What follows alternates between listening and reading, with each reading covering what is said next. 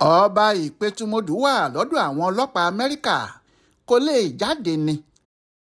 bí Yorùbá bá pòwe pé wọ́n fi ẹ́ jọba ó tún wẹ àwúre, ṣé o fẹ́ dọlọ́hun ọba ni? kò sí ẹni méjì tí òwe náà bá wí ju ọba ìlú Ipetumodu lọ, ọba Joseph Olóyèdé. ohun tí yóò sì ya gbogbo ayé lẹ́nu jùlọ ni pé kò ju oṣù 5 péré tí wọ́n fi Olóyèdé jẹ apetu tó ti bẹ̀rẹ̀ sí lù wọ́n ní jìbìtì l'Amẹ́ríkà. wọ́n fi ọba yìí jẹ nínú oṣù kejìlá ọdún 2019 nígbà tí yóò sì fi di oṣù kẹrin ọdún 2020.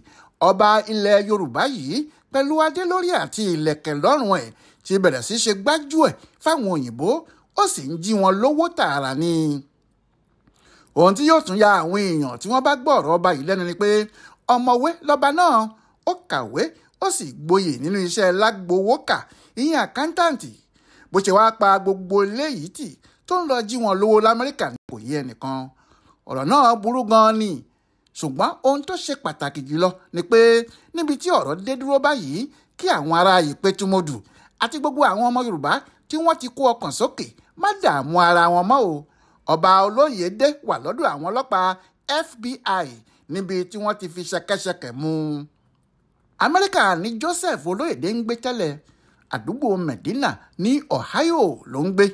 ó sì ti bá wọn ṣiṣẹ́ níbẹ̀ dáadáa kó tó padà wálé wá jọba ní 2019. àmọ́ kò fi ìlú òyìnbó yìí sílẹ̀, bó ṣe ń lọ ló ń bọ̀. ó sì ti mú àwọn ará Ipetumodu lára pé ọba àwọn kì í fi ìlú òyìnbó sílẹ̀ nígbà kan, nítorí níbẹ̀ ni ìyàwó àtàwọn ọmọ sì wà. ṣùgbọ́n kò wá sẹ́ni tó mọ̀ pé bó ti ń lọ tó ń bọ̀ yìí nǹkan míì ló ń ṣe l'Amẹ́ríkà. nígbà tí wàhálà àjàkálẹ̀ àrùn COVID-19 fẹjú gan-an ní 2020 tí ìnira sì pọ̀ fún gbogbo ayé, ìjọba Amẹ́ríkà ṣètò kan. ètò tí wọ́n ṣe ni láti mú ìdẹ̀ra bá àwọn èèyàn tiwọn kí ìnira náà lè dínkù fún wọn.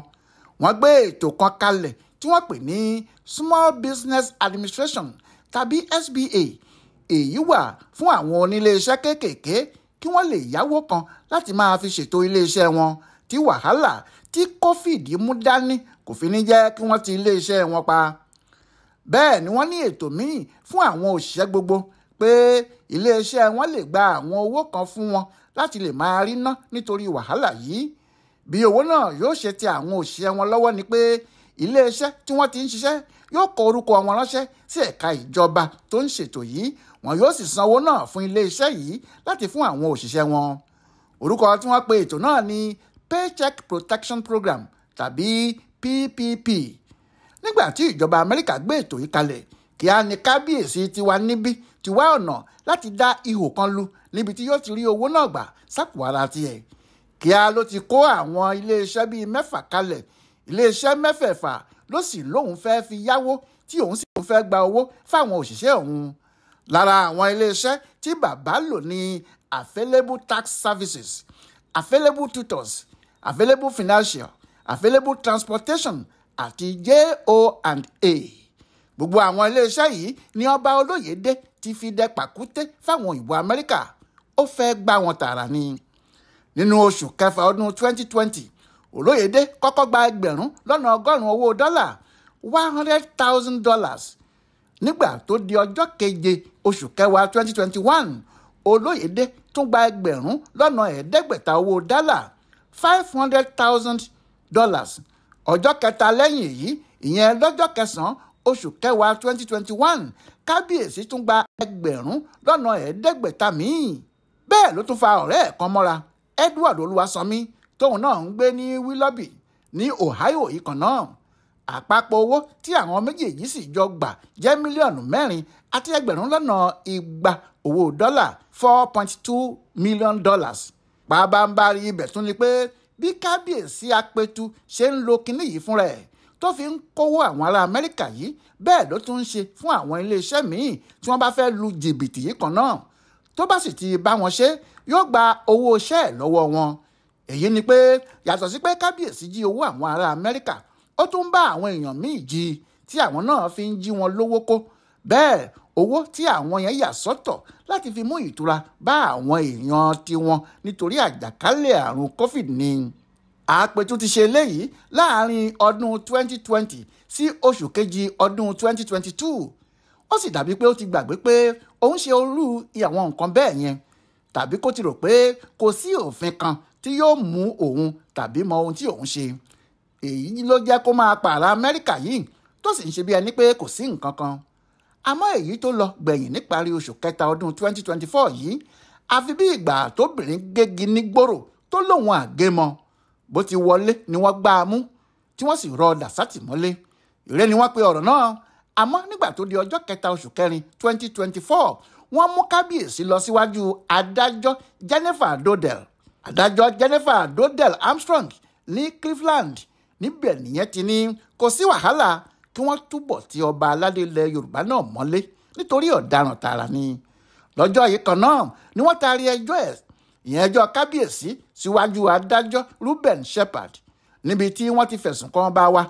Ní gbogbo ìgbà náà, akóló àwọn ọlọ́pàá ni Apetu wà, tí àwọn èèyàn sì ń rò pé ọba náà wà l'Amẹ́ríkà tó ń ṣe fàájì ara ẹ̀ kiri ni.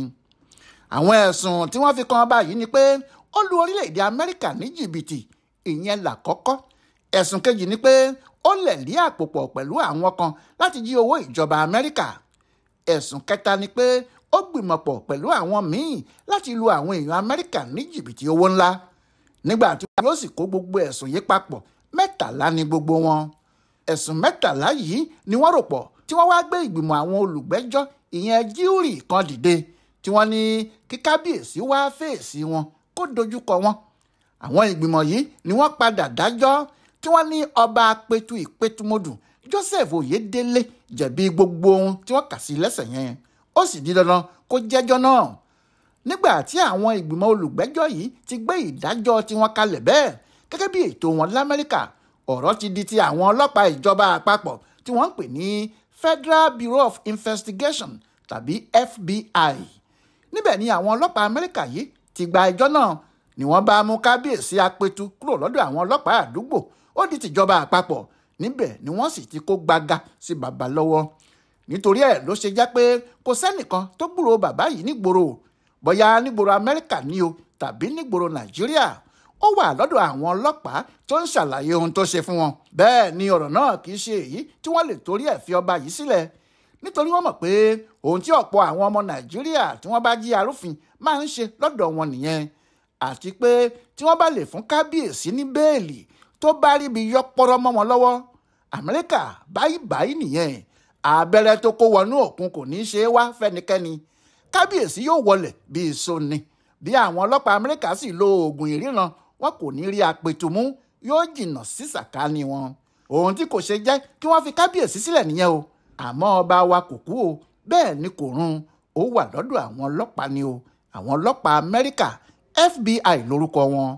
Nídìí èyí, kí ẹnikẹ́ni má ṣe dààmú mọ́ pé wọn kò rí Apetu kò sọnù. Àwọn ọlọ́pàá Amẹ́ríkà ni wọ́n gbà á lálejò lọ́dọ̀ wọn. Àwọn kan ti ń sọ báyìí ṣá pé níbi tí ọ̀rọ̀ dé yìí kò yẹ kí ìjọba ìpínlẹ̀ Ọ̀ṣun tún dúró mọ́. Ó yẹ kí wọ́n yọ ọba náà lóyè kíákíá ni. Àmọ́ àwọn ọba alágbára kan wà lọ́ṣun tí wọ́n ń tẹ ọ̀rọ̀ náà rí. Bí àwọn kan ti ń sọ pé kò sí Olúgbénga nínú orúkọ tí wọ́n ń dá pé wọ́n mú, bẹ́ẹ̀ làwọn míì ní kì í ṣe òun ni ọba àkọ́kọ́ tí ọlọ́pàá Amẹ́ríkà yóò mú, pé bó bá dúró lọ́dọ̀ wọn títí kódà kí ọ̀rọ̀ náà la ẹ̀wọ̀n lọ, wọn yóò fi sílẹ̀ nígbẹ̀yìn ni. Àmọ́ ọ̀pọ̀ àwọn ọmọ Ipetumodu ni wọ́n sọ pé àwọn kò lè gbà kí ọ̀daràn jẹ́ Kabiyesi tàwọn, pé ìtìjú gbáà ni ọ̀rọ̀ náà jẹ́ fún gbogbo àwọn ọmọ ìlú, nítorí irú ẹ̀ kò ṣẹlẹ̀ rí rárá.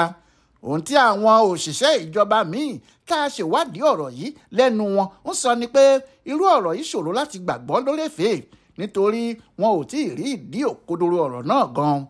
Àmọ́ àwọn kan ní yẹ̀yẹ́ lásán nìyẹn. Èèló ni yóò ná ìjọba Ọ̀ṣun láti gbé èèyàn dìde kí wọ́n rí Apetu níbi tó wà? Bó bá jẹ́ nínú àhámọ́ àwọn FBI náà ni, kí wọ́n bá a sọ̀rọ̀, kí wọ́n sì ní kó jókòó síbẹ̀ kó má wulẹ̀ wálé mọ́, nítorí wọn yóò yọ ọ́ nípò ọba. Ìdí ni pé lílọ tó lọ kúrò nílùú tó forí oyè sílẹ̀ báyìí láì dágbére fẹ́nìkan ti tó láti yọ ọ́ nípò. Ẹ̀kejì sì ni pé kò sí ìlú tàbí orílẹ̀-èdè tí wọ́n ti ń fi ọ̀daràn ṣe olórí wọn. Bóyá wọn yóò yọ Apetu tàbí wọn kò ní yọ. Bóyá wọn yóò gbà á sílẹ̀ ní Amẹ́ríkà tàbí wọn kò ní gbà á. Èyí tó ṣàdájú ni pé Apetu kò sọnù báwọn èèyàn kan ti ń rò tẹ́lẹ̀. Ó wà lọ́dọ̀ àwọn ọlọ́pàá FBI l'Amẹ́ríkà. níbẹ̀ ni kábíyèsí náà ti ń jayé ọlọ́ba. Yẹmí Ògúnjọbí ló ṣe ìwádìí ọ̀rọ̀ yìí tó ta kókó náà fún ibùdó àgbáyé fún àṣà àtìṣe Yorùbá World Center nínú ọgbà yunifásitì Ìbàdàn. Ẹ kú etí gbọ́ o.